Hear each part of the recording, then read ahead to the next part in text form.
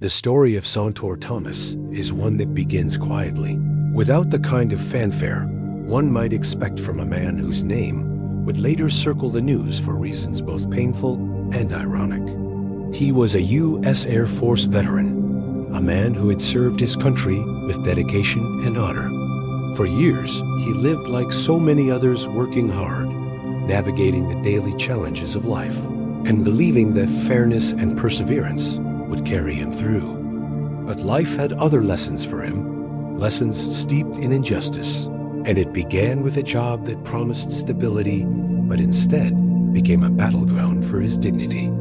Thomas had been working for Enterprise Leasing Sue of Detroit when he began to notice a pattern, one that was difficult to ignore. It was the subtle, grinding reality of racial discrimination, woven into the fabric of his everyday work. It wasn't only about what was said or done directly to him. It was about the opportunities that were withheld, the respect that was denied, and the way he was treated differently from those around him. It took time, but eventually, the weight of those injustices pushed him toward a decision. He would not remain silent. He decided to fight back. The legal road was not an easy one. Filing a lawsuit against an employer is never a simple matter. It brings scrutiny, pressure, and the constant whisper of doubt. But Sauntore Thomas pressed forward. He sued Enterprise Leasing, claiming racial discrimination, and the case wound its way through the system. In the end, his perseverance paid off. The company settled the lawsuit, agreeing to confidential terms that included a financial settlement for Thomas. After years of humiliation and frustration, he felt a measure of vindication. He had stood up for himself, and the system, at least in that moment, had acknowledged his truth. But the victory was not meant to be celebrated in peace. On a cold day in January 2020, Thomas walked into a TCF bank branch in Livonia, Michigan. In his hands, he carried the settlement checks, 3 pieces of paper that represented not just money, but acknowledgement of the wrongs he had endured. He wasn't there to do anything unusual. He wasn't there to stir trouble. He simply wanted to deposit his settlement into his account, just like anyone else would. He handed the checks to the teller, expecting the process to be routine. What followed was anything but routine. The bank staff looked at the checks, scrutinizing them with suspicion. To them, the sums seemed too large. To them, the paper seemed out of place in the hands of the man who stood before them. Instead of verifying the checks in the usual way, by calling the issuing bank or placing a hold while funds cleared, they made a different decision. They doubted him. They doubted the authenticity of his settlement, and by extension, they doubted his integrity. And then they called the police. For Thomas, the humiliation was immediate and raw. Imagine walking into a bank, carrying the fruit of a long legal battle, only to find yourself treated like a criminal. Instead of being congratulated for his perseverance, he was interrogated for daring to deposit what he had earned. Police officers arrived at the scene, not because he had broken any law, but because the bank could not imagine that a black man could legitimately carry checks worth tens of thousands of dollars. The officers questioned him, and Thomas had to explain what should never have needed explaining: that he had settled a case against his former employer, that the checks were legitimate, that he had every right to be there.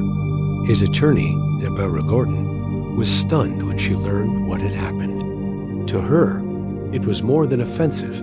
It was a glaring example of the very discrimination Thomas had fought against in the first place. The irony was almost too sharp to bear.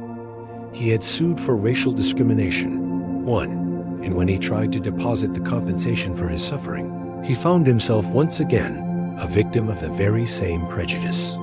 What should have been a day of quiet triumph turned into another wound, another fight, another lesson in how far society still has to go. The shock of that day lingered with Thomas long after he left the TCF bank branch. What should have been a simple transaction had turned into a moment of deep humiliation, one that carried the heavy weight of history.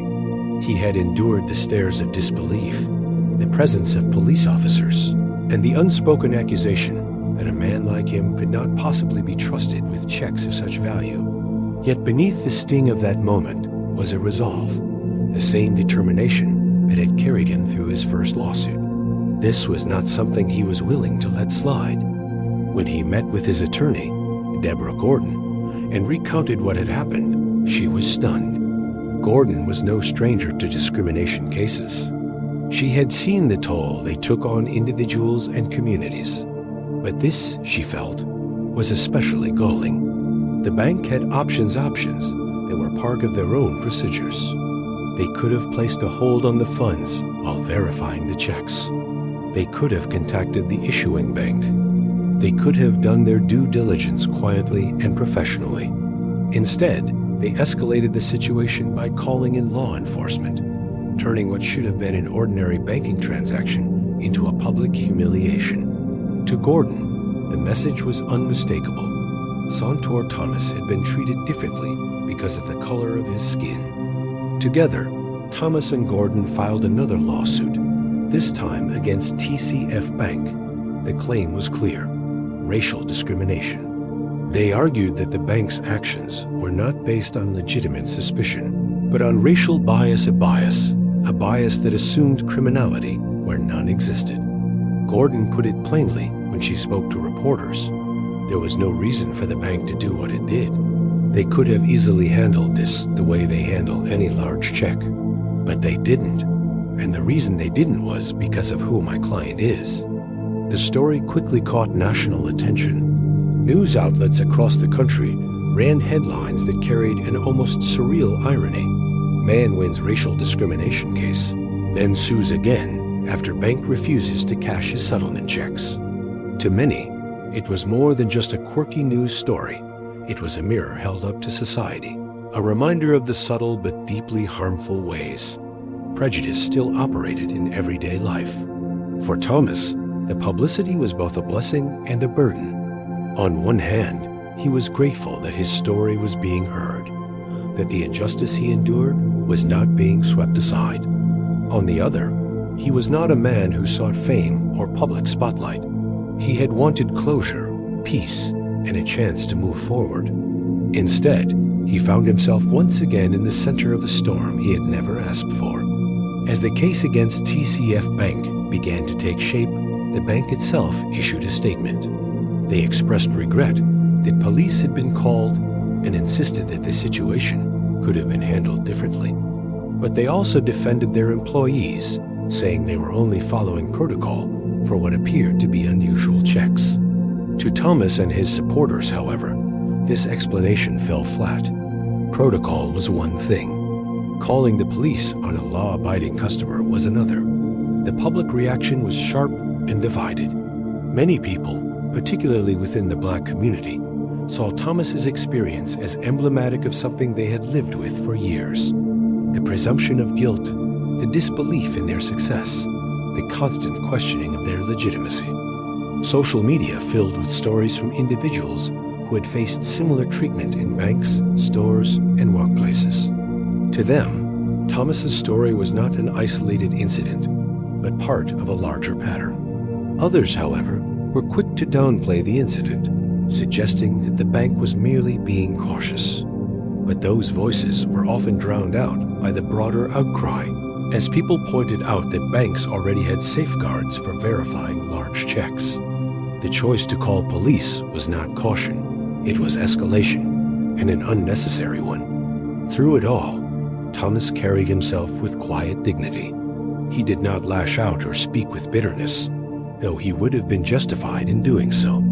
Instead, he spoke plainly about his experience, about the pain of being treated like a criminal when all he had done was seek justice.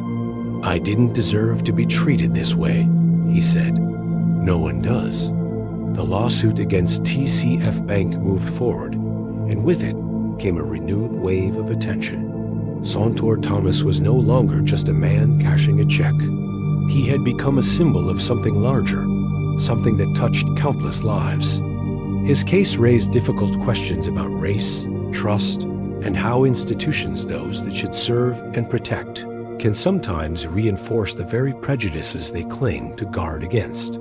In court, Thomas's attorney, Deborah Gordon, laid out the argument with clarity and precision. The bank had policies, yes, but those policies did not require police involvement. They required verification, due diligence, and patience. None of those things were done. Instead, an assumption was made that the checks could not be real, and that the man presenting them must therefore be dishonest. Gordon pressed the point that this was not simply about a misunderstanding. It was about perception shaped by bias, a perception that led directly to humiliation. The bank, for its part, attempted to defend its actions. They said their employees were acting on caution, that the checks looked suspicious, and that their primary concern was fraud prevention. But this argument never quite held its weight. Fraud prevention does not begin with handcuffs. It begins with verification phone calls, holds on funds, quiet processes that allow truth to surface without stripping away dignity.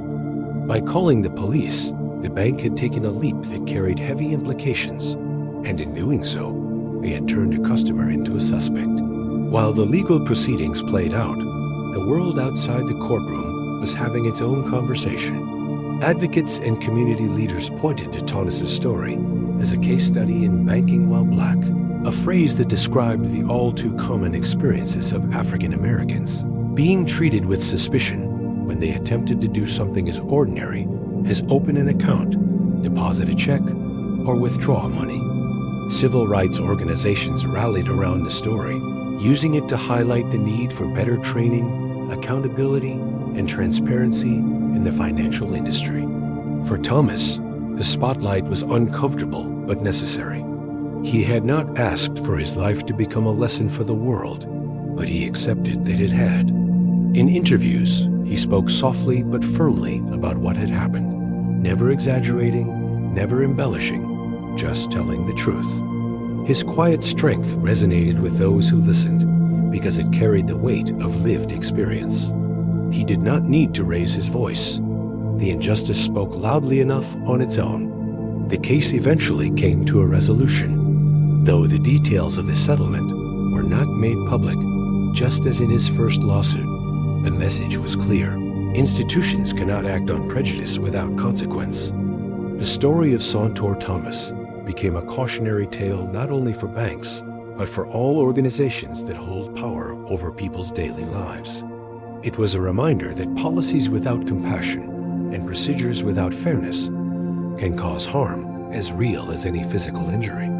In the end, what lingered was not just the irony of his journey, that a man could sue for discrimination, win, and then face discrimination again in the very act of claiming justice. What lingered was the resilience he showed, the decision not to let humiliation silence him, and the knowledge that his fight might make it easier for the next person who walks into a bank carrying nothing more dangerous than their hard-earned check. Thomas's story is more than a headline. It is a reflection of a world still learning, still struggling, still falling short of the ideals it claims to uphold. But it is also a reminder of the power of persistence, the necessity of speaking out, and the truth that dignity must be defended even in the smallest, most ordinary moments of life.